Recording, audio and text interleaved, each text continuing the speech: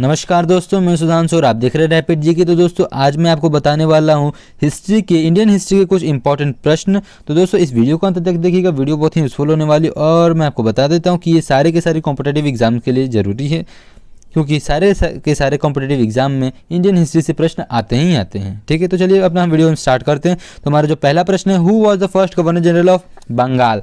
बंगाल मैं आपको बता देता हूँ, जो बंगाल का पहला गवर्नर जनरल था वही इंडिया का पहला गवर्नर जनरल था, क्योंकि ब्रिटिशर्स ने आके बंगाल पे ही तो सबसे पहले राज किया था। ठीक है, तो दोस्तों इसका सही उत्तर हमारा Warren Hasting. Warren Hasting Bengal के नहीं पूरे इंडिया के सबसे पहले गवर्नर जनरल थे। और मैं आपको ये भी बता देता हूँ कि ये इंडिया के फर्स्ट गवर्नर जनरल थे, लेकिन जो official first Indian governor general थे वो थे हमारे लॉर्ड विलियम बेनेटिक। मैं यहाँ पे लिख देता हूँ, लॉर्ड विलियम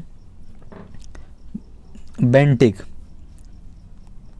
तो यहाँ पे मैंने लिख दिया लॉर्ड विलियम बेंटिक। और इनका मैं बता देता हूँ, वॉरेन हेस्टिंग्स ने 1772 से लेकर 1785 तक इन्होंने, ये हमारे गवर्नर जनरल थे। और ये विलियम बेंटिक का भूल गया, ठीक है, चलिए छोड़िए। सब 1800 कुछ में आए थे, ये 1832 ऐसे ही कुछ में आए थे विलियम बेंटिक। ठीक है, तो दोस्तों हमारा जो दूसरा प्रश्न है वो है the battle of Wendy wash which was fought in 1760 was fought between home. जो बैटल ऑफ वेंडी वॉश, जो कि इंडिया का साउथ में एक जगह है वेंडी वॉश, वहीं पे ये बैटल लड़ा गया था। तो अब ये किसके बीच में लड़ा गया वो आपको बताना है। ठीक है, तो दोस्तों इसका सही उत्तर हमारा ब्रिटिश एंड फ्रेंच। ब्रिटिश और फ्रेंच के बीच में मोनोपोली, मीन्स जो उस समय ईस्ट इंडिया कंपनी जितने भी आते थे उस समय बहुत सारे थे, फ्रांस के थे, ब्रिटेन के थे, पुर्तगीज के थे, बहुत सारे के थे। तो उसी में फ्रेंच और ब्रिटिश के बीच में मोनोपोली की वजह से इसमें लड़ाई हुई, तो वही Wendy wash, battle of Wendy wash बना, 1760 में ही लड़ा गया। ठीक है, अब जो हमारा अगला प्रश्न है वो है who granted the permission to establish the French factory at Masulipatnam. Masulipatnam में फ्रेंच फैक्ट्री को एस्टेब्लिश करने के लिए किसने परमिशन दे दिया? तो दोस्तों इसका सही उत्तर अब्दुल्ला कुतुब शाह। अब्दुल्ला कुतुब शाह ने इसको मीन्स परमिशन ग्रांट कर दिया। और इनका शासनकाल था 1662 से लेकर 1672 तक, इसी में उन्होंने इन्हें परमिशन दे दिया। और ठीक है, और ये गोलकोंडा के राजा थे। ठीक है, मैं आपको ये बता दिया। ठीक है, हमारा जो अगला प्रश्न है वो है the trade monopoly of east India company was ended by which act. जो ट्रेड मोनोपोली मीन्स सिर्फ ब्रिटिश ही राज करेगा, ये कब खत्म हो गया?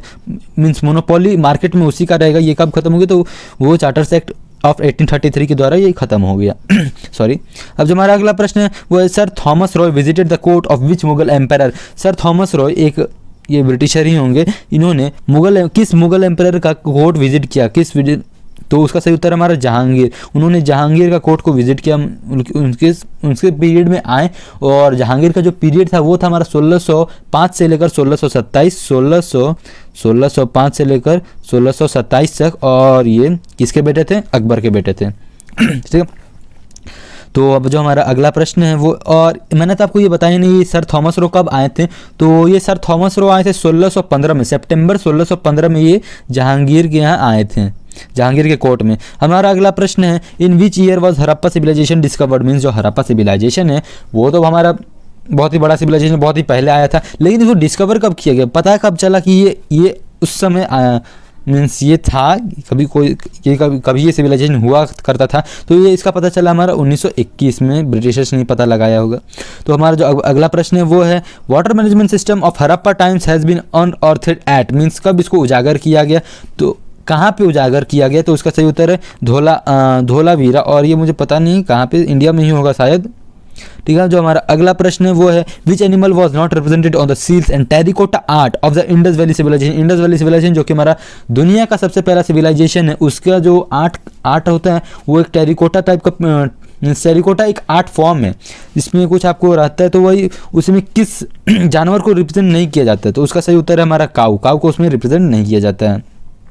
हमारा अगला प्रश्न है which governor general is associated with doctrine of lapse. Doctrine of lapse से कौन सा गवर्नर जनरल संबंधित है? मीन्स किसने उसको फॉर्म किया, किसने उसको बनाया? इसका सही उत्तर है हमारा लॉर्ड डेलहौजी। लॉर्ड डेलहौजी ने इसको डॉक्ट्राइन ऑफ लैब्स को बनाया। और इस डॉक्ट्राइन ऑफ लैब्स का बनाने का उसका मेन कारण ये था कि वो दूसरे मीन्स जो हमारे इंडियन राजा थे, इंडियन किंग थे, उनके राज्यों को वो हड़प सके। क्यों? वो इसका रीज़न मैं अभी आपको बताता हूँ। सॉरी। तो इसका रीज़न ये था कि जैसे किसी किंग का अगर बच्चा नहीं हुआ तो वो किंग अब जो है वो किंग अब अडॉप्ट नहीं कर सकता बच्चा, अगर उसका बच्चा नहीं हुआ तो उसको ये उसका किंगडम उसको ब्रिटिश के हवाले कर देना पड़ेगा, ठीक है। और अगर बच्चा हुआ तो अपना वो किंगडम चला सकता है। तो ऐसे ही वो हमारे इंडियन किंग के बहुत सारे किंगडम को उन्होंने हड़प लिया ऐसे ही। तो हमारा जो ये एक तो था ये डॉक्ट्रिन ऑफ लैक्स और दूसरा सब्सिडी अलायंस, दोनों बहुत ही घटिया थे, ठीक है। तो हमारा अगला प्रश्न है वो है which place was the capital city of Tipu Sultan. Tipu Sultan कहाँ के राजा थे? मैसूर के। मैसूर अब कहाँ पे? मैसूर अब कहाँ पे? मैसूर है कर्नाटका में। तो उस समय टीपू सुल्तान मैसूर में राज करते थे और तो उनका मैसूर का जो कैपिटल था उस समय वो था श्रीरंगपट्टनम। तो ठीक है, इसका सही उत्तर यही होगा। Which place was the capital city of Tipu Sultan, means Tipu Sultan जहाँ राज करते थे उसका कैपिटल सिटी कौन था? वो था हमारा श्रीरंगपट्टनम। दोस्तों हमारा अगला प्रश्न है Patanjali is known as for the complement of which book. Patanjali किस बुक के लिए जाना जाता है? ठीक है, पतंजलि किस बुक के लिए जाने जाते हैं? पतंजलि एक इंसान का नाम था। बहुत ही पहले ये मशहूर कुछ ये चिकित्सक ही ऐसे कुछ डॉक्टर ही बोल सकते हैं, बहुत पहले ज़माने के। तो उनको किस बुक के लिए जाना जाता है? तो उसका सही उत्तर है योगा, ठीक है। तो हमारा अगला प्रश्न है which Veda contains an account of magical charms, जादू एंड स्पेल्स और मिश्रण। किस बुक को, किस वेद को जाना जाता है? आप सभी को पता ही होगा, लगभग आप सभी को ही ये पता होगा कि वेद कितने होते हैं? 4। वे कौन कौन से होते हैं? अथर्ववेद, सामवेद, यजुर्वेद और ऋग्वेद। मैंने उल्टा बोल दिया, ऋग्वेद, अथर्ववेद, सामवेद, यजुर्वेद, ऐसे सीक्वेंस है। तो उसमें से मैजिकल चार्म्स मीन्स जादू और स्पेल, ये सब घोल उल ये किस में पाया जाता है? तो वो उसका सही उत्तर है अथर्ववेद में। और वेदों को किसने लिखा था? वेद व्यास ने, ठीक है, उन्होंने सब कुछ लिखा था। तो हमारा अगला प्रश्न है in ancient India the oldest capital of Magadha kingdom was at. तो इन एंशिएंट इंडिया, सब बहुत पुराने समय में इंडिया का जब मगध एम्पायर था, मगध किंगडम, ठीक है, तो वो उसका जो कैपिटल था वो कहाँ पे था? तो इसका सही उत्तर है हमारा राजगीर जो कि बिहार में है। वो मगध का सबसे पुराना सबसे पहला कैपिटल था, ठीक है। जो हमारा अगला प्रश्न है वो है a Buddhist council during the region of Ashoka was held at. वो उस बुद्धिस्ट काउंसिल को कहाँ पे रखा गया था, कहाँ पे लिया गया था? तो उसका सही उत्तर है पाटलिपुत्र, जो कि अभी हमारा पटना के नाम से जानते हैं। तो हमारा अगला प्रश्न है where did lord Buddha breathe his last. Lord Buddha उन्होंने अपना आखिरी सांस कहाँ पे लिए? तो इसका सही उत्तर है कुशीनगर। उनका जन्म कहाँ हुआ था? उनका जन्म हुआ था लुम्बिनी में, जो कि नेपाल में स्थित है, और उनका जन्म हुआ था 623 BCE में, बिफोर क्राइस्ट एरा, ठीक है। 623 BC में उनका जन्म हुआ था लुम्बिनी में। ये लुम्बिनी एक वहाँ बगीचा है, वहीं पे उनका जन्म हुआ था, और ये लुम्बिनी का है नेपाल में, ठीक है। और उन्होंने आखिरी सांस लिया था कुशीनगर में, ठीक है। हमारा जो अगला प्रश्न है वो है हु फाउंडेड द इंडिपेंडेंट सल्तनत ऑफ बंगाल। बंगाल का सबसे इंडिपेंडेंट सल्तनत मीन्स उस पर सिर्फ उसी सल्तनत का ही कब्जा रहेगा और दूसरा कोई बाहर से हस्तक्षेप नहीं करेगा। तो इसको किसने फाउंड किया? इसका सही उत्तर है मुर्शीद कुली खान, ठीक है। हमारा अगला प्रश्न है वो है who is also known as Nigantha Nataputta. इसका सही उत्तर है वर्धमान महावीरा। इसके बारे में मुझे ज़्यादा जानकारी नहीं है, तो इसलिए मैं इसके बारे में आपको ज़्यादा जानकारी नहीं दे सकता। जिसके बारे में ज़्यादा जानकारी है उसकी मैं आपको फुल डिटेल्स दे रहा हूँ। हमारा अगला प्रश्न है चाइनीज़ ट्रैवलर हुन सैंग स्टडीड एट विच यूनिवर्सिटी। आप सभी को पता ही होगा, सब पुराने ज़माने में हमारे इंडिया में सिर्फ एक ही यूनिवर्सिटी था जो कि बहुत ही फेमस था और दुनिया का सबसे बड़ा और पहला यूनिवर्सिटी जो कि था नालंदा यूनिवर्सिटी, जो कि हमारे पटना में नालंदा एक डिस्ट्रिक्ट है, वहाँ पे स्थित है। हमारा अगला प्रश्न under which system of असिस्टमेंट the British and गलती से हो गया collected revenue directly from the farmers. वो कौन सा सिस्टम था जिसके तहत ब्रिटिश जो है वो revenue means tax directly farmer से ले सकते थे? जो उसका सही उत्तर है रोटवारी सिस्टम। इसको मैं पहले आपको बता देता हूँ, जो कि आया था शायद 1820 में आ गया था, 1820 या नहीं, हाँ 1820 में आ गया था ये, 1822 में माहलवाड़ी सिस्टम आया था। तो आपको बता देता हूँ कि इसके कुल 3 सिस्टम थे, जो रेवेन्यू लेने था उसके कुल 3 सिस्टम थे। तो वो भी आपको अभी बता ही देता हूँ। तो जो पहला हमारा सिस्टम था वो था परमानेंट सिस्टम, ठीक है। अब इस सिस्टम को किसने लाया था? वॉरेन हेस्टिंग्स ने, ठीक है। वॉरेन हेस्टिंग्स ने 1790 या फिर 93-92 में ऐसे कुछ में इन्होंने लाया था, ठीक है। अब जो इतना हो गया परमानेंट सिस्टम, ये परमानेंट था मीन्स ये आपको क्या चाहिए, आपको किसी के पास देना पड़ता था, एक पर्टिकुलर आदमी रहता था उसको टैक्स देते थे और वो जाके फिर उधर ब्रिटिशर्स को दे देता था। अब जो हमारा अगला था वो था महलवाड़ी, कह सकते हैं महलवाड़ी तो 1822 को। उसके बाद ही आया था रोटवारी सिस्टम जो कि 1820 में आया था। 1820 में आया था, इसको बनाने वाले थे, इसको फाउंड करने वाले थे थॉमस मुनरो, ठीक है। जो हमारा जो यहाँ पे रॉयट कहा गया है हमारे फार्मर्स को, रॉयट मतलब यहाँ पे हो गया है फार्मर्स, ठीक है। तो इसीलिए फार्मर्स के लिए सिस्टम ला गया थॉमस मुनरो। बहुत अच्छा सिस्टम था क्योंकि इसमें कुछ भी मीन्स क्या भ्रष्टाचार करप्शन ये नहीं होता था, क्योंकि जो परमानेंट सिस्टम और महलवारी सिस्टम मैं आपको बताता हूँ क्या था। तो ये जो दो सिस्टम थे ना, इसमें बड़ी गड़बड़ घोटाला होता था।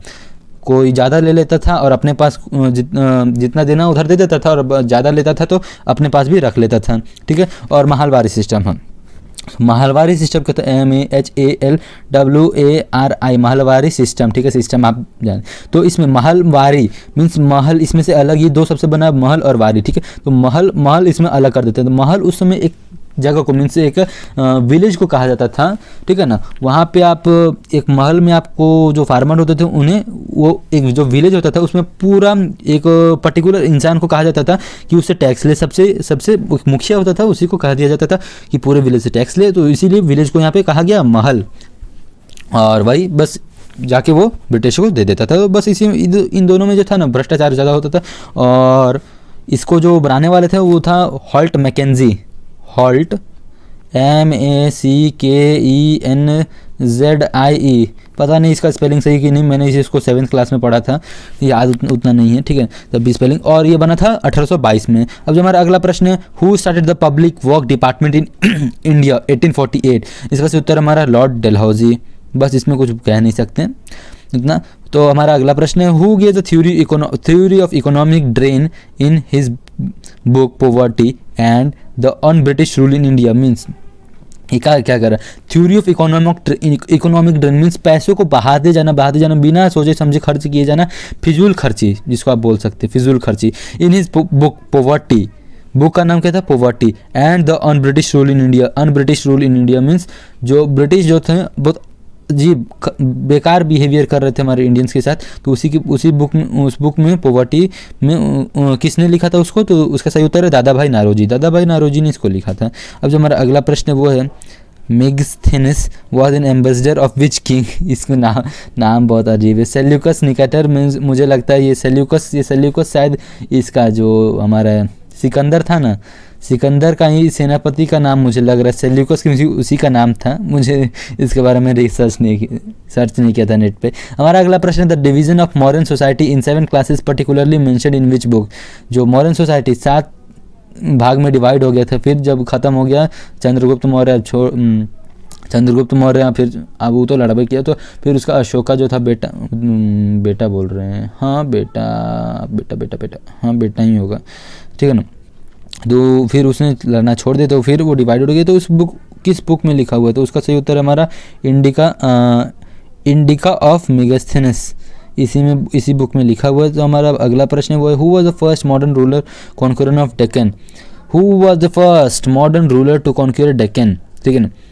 ये कौन पहला रूलर था जिसने डेक्कन प्लेट्यू को कॉन्कर कर लिया था, इसका सही उत्तर है बिंदुसारा जो कि मौर्यन एम्पायर से हैं, MAURYAN, मौर्यन एम्पायर से हैं, ठीक है ना।